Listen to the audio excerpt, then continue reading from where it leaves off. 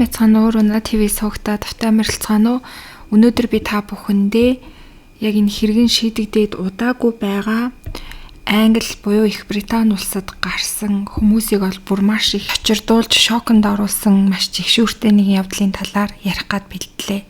Энэ хэрэг нь Их Британд докторийн зэрэг хамгаалж байсан нэгэн хятад эмэгтэй A гэд нэрлэлчихсэн байгаа. Тэгэд A гэдэг энэ нэмэгтэй дэлгэснээр олон нийтэд хүрсэн юм хэрэг байгаа. Нэг өдөр A их сургуулиасаа зохион байгуулсан ажил мэргэжлийн үзэсгэлэн ярмагт оролцдог. Тэнд нь 33 настай хятад эрэгтэй Чао гэх хүнтэй танилцсан. Чао нь 10 гаруй жилийн өмнө Их Британд ирж Гринвичийн их сургуульд магистр болоод докторийн зэрэг хамгаалсныхаа дараа компаниудад боловсон хүчин зуучлах чиглэлээр ажиллаж UK Talent Online нэртэй компанийг өөрөө нээн ажилуулж хятад оюутнуудад ажилд орох зөвлөгөө өгөн ажиллаж байсан тийм залуу байсан. Үзэсгэлэн дууссаны дараа A найзуудтайгаа өөрөөр алхаад явж байгаад нөгөө Чао гэдэг залуутай тааралддаг.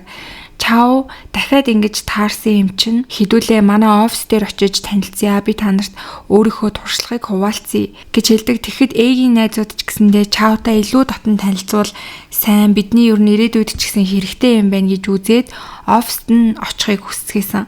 Ингээд тэд Чаогийн офис руу очисон. Офист Чао очоод тэднэрт өөрийнхөө намтар карьерийн талаар маш дэлгэрэнгүй ярьж зөвлөгөө өгсөн. Цаг зав гаргаж төлбөр мөнгө авалгүйгээр чин сэтгэлээсээ зөвлөсөнд A болоод түүний найзууд маш их талархсан.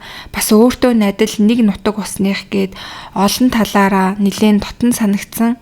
Тэгээ энэ явдлаас хойш болохоор A Чаотай тогтмол холбоо байрж хамт хооллож нэг нутгийн ах トゥ болон нэлээд дотн ах トゥ гийн харьцаатай болж эхэлсэн. 5 сарын 31-нд Чао өөрийнхөө амьдардаг Гринвич дэх апартаментэд жижиг уулзалт зохион байгуулж A болон түүний найз нарыг ч гэсэн тэндээ уурдаг. Энэ удаад нь A өөрийнхөө нэг найз, тэр найзыг нь болохоор B гэд нэрлэчихсэн байгаа. Найзтайгаа хамт Чаогийн байранд очисон. Ийхүү A Чаогийн гэрт анх удаа ирсэн нь тэр байсан. A болоод B-гээс гадна өөр бас ингээд хүүхдүүд ирчихсэн байсан. Тэгээ тэдрийг оролцуулах юм бол нийтдээ 6 хүн тэднийд ирсэн байсан. Тэгээд эдгээр бүгдээрээ эмэгтэй хүүхдүүд байсан. Чао урьсан зочдоо дайлж барбекю бэлдэн арх орсон тийм коктейлоор өөрөө хийж дайлсан. A бүсгүйгийн хувьд болохоор яг хоол идэж явах үеэрээ Чаогийн бэлдсэн коктейлноос хит хитэн хундгыг уусны дараа Чао Spring of Life гэдэг нэртэй нэг коктейлийг бас өөрөө найруулж өгсөн. Тэгэд A болон B'д хэлэхдээ энэ болохоор бие мах бодод маш сайн хятад эмийн ургамалтай арх орсон. Тийм болохоор та нар уувал эрүүл мэндэд чинь маш сайн гэж хэлсэн. Тэгээ A болохоор энийг үнэхээр л хятад эмийн найрлагатай арх юм байна гэж бодоод бүгдийг нь уучсан. Харин хамт ирсэн найз болох би нь баг зэрэг амсаад үтсэн чинь тэр архинаас нь яг л нөө гар ариутгагч шиг тийм хурц спиртний амтагдаж байсан болохоор би бол нэг хэд амсаад тэгээд гүцээж уугаагүй. Үүнээс 20-30 минут өнгөрсний дараа A-ийн толгой хүчтэй эргэж ухаан нь балартаж эхэлсэн. Ингээд тэр би баг зэрэг хөвтөж амарбаар байна гэд хэлсэн чинь Чао чи нилээн согтчихсан юм шиг байна. Миний өрөөнд ороод жоохон унтаж амарж агаад босоод ирвэл гайгүй болох байхаа гэж зөвлөсөн. Ингээд A Чаогийн хэлснээр түүний өрөөнд орж оронд нь хөвцсөн. Тэрний дараа A-гийн ухаан санаа сарниж толгоо нь эргэж ам нь маш их цангаж нүдээч нээх тийм тэнхэлгүй байсан. Тэгээ санаан зовсон би найз нь болохоор 2 удаа найзынхаа хөвтөж байгаа өрөө рүү орж түүнээс ямар байгаа талаар нь асуусан. Тэгэхэд A бол ерөөсөө ямар ч хариулгач тэнхэлгүй байсан. Тийм учраас би түүнийг унтуулж амруулах хэрэгтэй юм байна гэж бодоод жоох ус өгөх гээд ингээд авчираад дээш нь үргэсэн чинь A бол бүр амаач ангаах тэнхэлгүй байсан. Эцэст нь би за баг зэрэг унтуулж агаад тэгээс хэрээя гэж хэлээд өөрөө зочны өрөөнд очиод тэгээд тэндээ баг зэрэг дахиад нэмээд ууж итэл нойр нь хүрээд тэгээ буудан дээр унтаад өгсөн байгаа. За тэгээ маргааш өдөр нь A Чаогийн байрны унтлагын өрөөнд гинцсэрсэн. Нүдэ нээхэд маш хэцүү, биеийн туйлдаж ядарсан, түүний доод хэсгийн урд хойд чухал эрэхтэй орчимд нь маш их өвдөлт, зовир мэдрэгдэж байсан. Өчигдөр оройн болсон явдлыг санах гэж маш их хичээсэн ч гэсэндээ яг түүний ой санамж нь бол бүдэг бадаг байсан. Гэтэл яг санах гэж оролцох явцад түүнийг өрөөнд хөвтөж байх үед нь Чао өрөөнд орж ирснийг нь гинт санаж эхэлсэн. Чао өрөөнд орж ирээд Эгийн хүнжлийг нь сөхөөд түүний өмссөн байсан юбкийг сөхөөд түүний трико дотор хувцсыг тайлах гэж оролдож байсныг сандаг. Толгоо нэргээд биеийн сүлдсэн ч гэсэндээ трикогоо тайлуулахгүй гэж яг түүнтэй тэмцэлдэж байснаа бас сансан. Гэвч Чао түүний хажуу твтэж хүч хэрэглэн дотор хувцсыг нь тайлж түүнийг хүчирхийлсэн. Хэдийгээр болохгүй гэж татгалзахыг оролцсон ч гэсэндээ бие нь бол ерөөсөө ямар ч тийм хөдлөх сөхөөгүй байсан байгаа. Тэгээ энэ үед болохоор Чао түүнийг баг зэрэг ухаантай байгаа гэдгийг мэдсэн бололтой ус аваад ирэй гэж хэлээд галтгоо руугаа явчгаад дахиад нэг шингэн зүйлийг түүн рүү уулгах гэж оролцсон.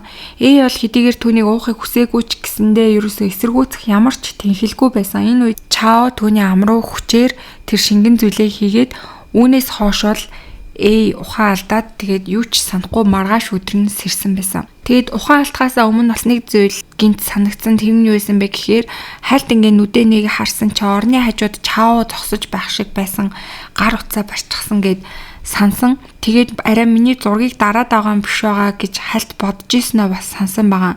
Ингээд өөрийнхөө ой санамжуудыг арай хийж сэргээсэн охины хувьд өөрийнх нь зургийг дарж бичлэг хийсэн байх үедээ гэхээс бол маш их айж эхэлсэн.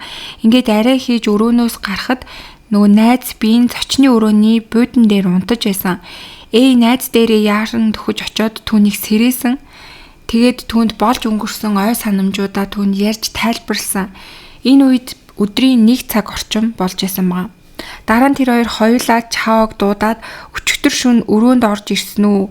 Ээгийн биед гар хүрсэн үү? Зураг бичлэг хийсэн үү гэж түүнээс маш ширүүнээр асууж эхэлсэн. Чао маш их сандарсан шинжтэйгээр согтуу байсан болохоор ээгийн биед хүрсэн хэсгээ бол сайн санахгүй байна. Хүрсэн ч байж магадгүй, хүрээгүй ч байж магадгүй гэд маш тойроо хариултыг өгсөн. Тэгээ зураг видео авсан тал дээр ч гэсэндээ яг сайн санахгүй байна гэж маш тойроо хариултыг өгсөн. Ингэхэд нь AB2 тэгвэл гар утсыг чинь нээгээд шалгаад үзье. Бичлэг байх юм бол устгая гэдгсэн чинь Чао бол гар утсаа өгөхөөс татгалцсан. Тэгээ хоёр эмэгтэй болохоор хэрвээ чи гар утсаа өгөхгүй бол чамайг цагдаад мэдэгдлээ гэж сануулсан ч гэсэн Чао бол ерөөсө гар утсаа өгөхгүйсэн. Тимээс хоёр бүсгүй бол шууд л цагдаа руу дуудлага хийсэн. Ингээд дуудлаггүй цагдаа нар ирж тэдний тайлбарыг сонсоод Чаог бэлгийн хүчирхийллийн зүйл ангиар газар дээр нь баривчилсан. Тэг мэдээж бол дуудлагаар ирсэн цагдаа нарт Чао гар утсаа өгөхөөс өөр аргагүй болсон. Өөрийнхөө нууц кодыг ч гэсэндээ тэднэрт хэлж өгсөн. Ингээд цагдаа нарыг ирэх үед бол Ээгийн бие маш сулдчихсан. Арай хийж хөл дээрээ тогтож байсан учраас цагдаа нар эмнэлгийн түргэн тусламж дуудаад бүсгүйг бол эмнэлэг рүү явуулсан. Эмнэлэгт ирснийхэн дараа түүний шээсэнд шинжилгээ хийж үзэхэд түүний шээснээс скополамин болоод бага хэмжээний GHB гэдэг бодиснууд илэрсэн. Тэгээ энэ бодиснууд нь ямар бодис байсан бэ гэм бол булчинг сулруулах үйлчилгээтэй тийм бодиснууд байсан баа. Тэгээ ер нь бол нойргүй хүмүүст их хвчлэн хэрэгэлдэг нойр суулгах, тайвшруулах тийм зориулалттай юм байсан.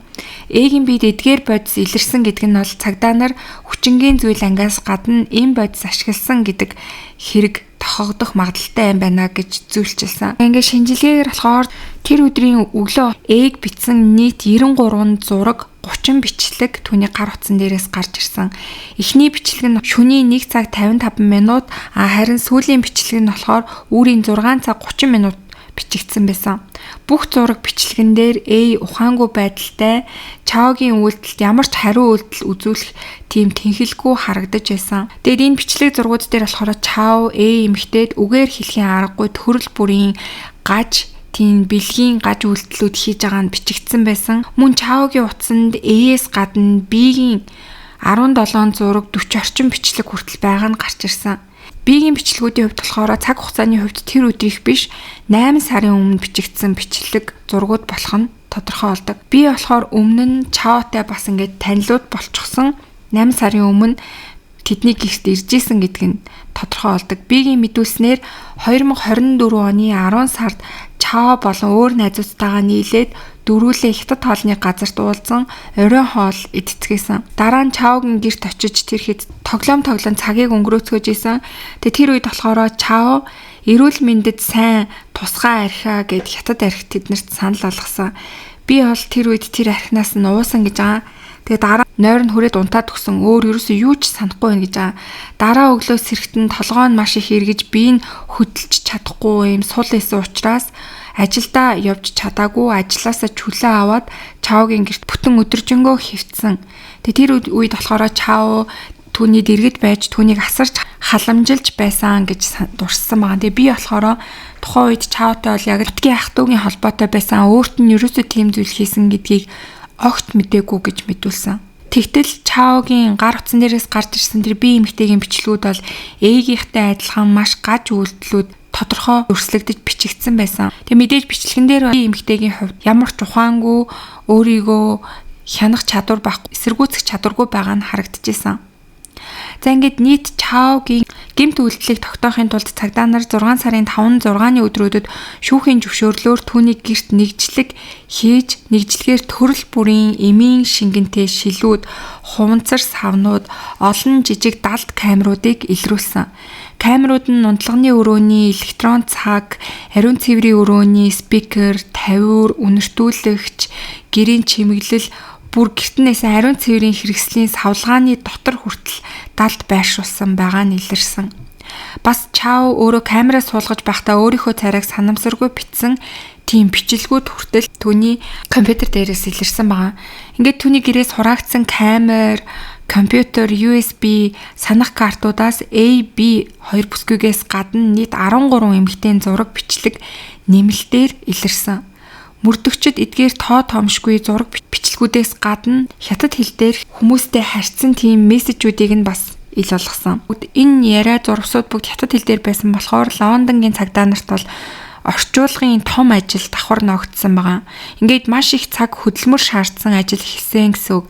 Энэ нь бол Лондонгийн цагдаагийн газрын хийж байсан дижитал шүүх шинжилгээний хамгийн том ажлуудын нэг байсан гэж шүүх шинжилгээнийхэн бол хэлжсэн. За ингээд энэ их бичлэгүүд бол 2021 оноос эхэлсэн болох нь тодорхой болдог. Чаогийн гэрт нүцгнээр шүршүүрт орж байгаа эмэгтэйчүүдийн далд бичлэгүүд бүр бийцж буй дүрс хүртлээсэн.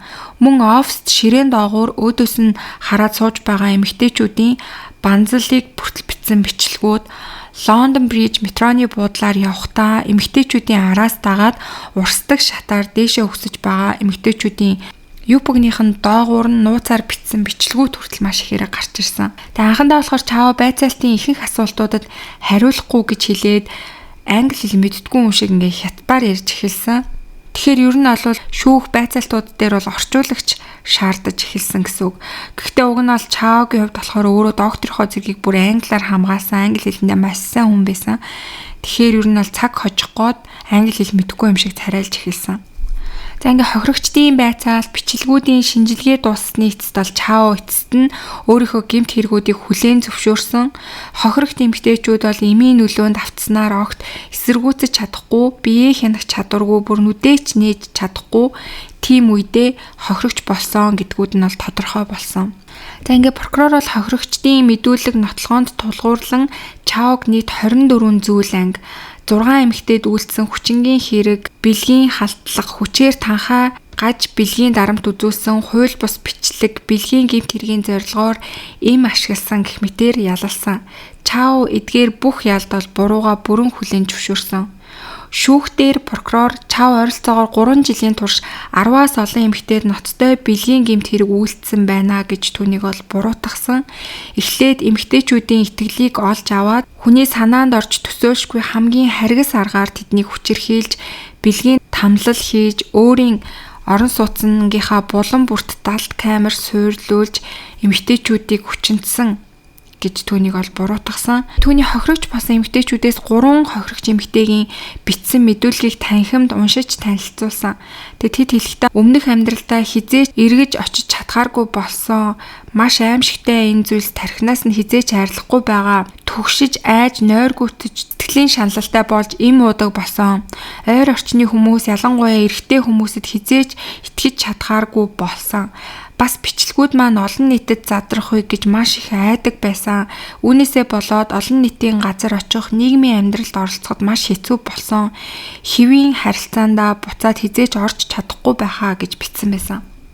2024 оны 11 сараас 2025 оны 6 сар хүртэл нийт 24 зүйлд холбогдох хэрэгүүдэд Чаод бүх хэрэгээ хүлээн зөвшөөрсөн учраас шүүхийн нэмэлт хилэлцүүлэггүйгээр түүнд хамгийн багадаа 13 жил 6 сарын дараа давж заалдах эрхтэй бүх насаар нь хорих ялыг оноосон. Гэхдээ Чао Хятад улсын харьяат учраас ялаа эдэлж байгаад хэрвээ давж заалдаад ял нь багасах юм бол тэгээ ялаа эдэлж дуусныхаа дараа Хятад руу албатан хөөгдөх бас тийм давхар ял авсан. Цагдаа нарын хэлснээр бол Чао бурууга хүлээсний дараа 10-аас олон эмэгтэйчүүд мөн Чаод хохирогч болсон гэдгээ нэмж мэдүүлж эхэлсэн. Мөн олон компьютер USB санах карттай зурсанд тулгуурлаад өөр олон хохирогч байж магадгүй гэсэн тийм зүйлсүүд гарсан. Зөвхөн Лондон хэрэгээ хийгээд зогсохгүй Хятадд байхдаа ч гэсэндээ энтэй ижил төстэй хэрэгүүд маш ихээр хийж байсан байх магадлалтай. Тэгээ тийм учраас хэрвээ хохирогчд байгаа бол цагдаагийн газарт хандаарай гэсэн тийм цагдаагийн мэдээллийг бол цацаж эхэлсэн байгаа. Их Британи болоод Хятадд түүний зохион байгуулсан ямар нэгэн арга хэмжээнүүдэд оролцож байсан, эсвэл гэрт нь очиж уулзсан, түүнтэй харилцсан, хамт арх уусан ч юм уу тэр бүх хүмүүсийг бол ирж мэдүүлэг өгөөд өөрсдийнхөө төлөө анхаараарай гэсэн тийм уриалгыг бас цагдаагийн газраас хийсэн. Тэг зарим хохирогчдын хувьд болохоор эм хэрэгэлсэн учраас өөрийгөө хохирогч болсон эсгээч мэдэхгүй явж ах магадлалтай гэж бол үзсэн.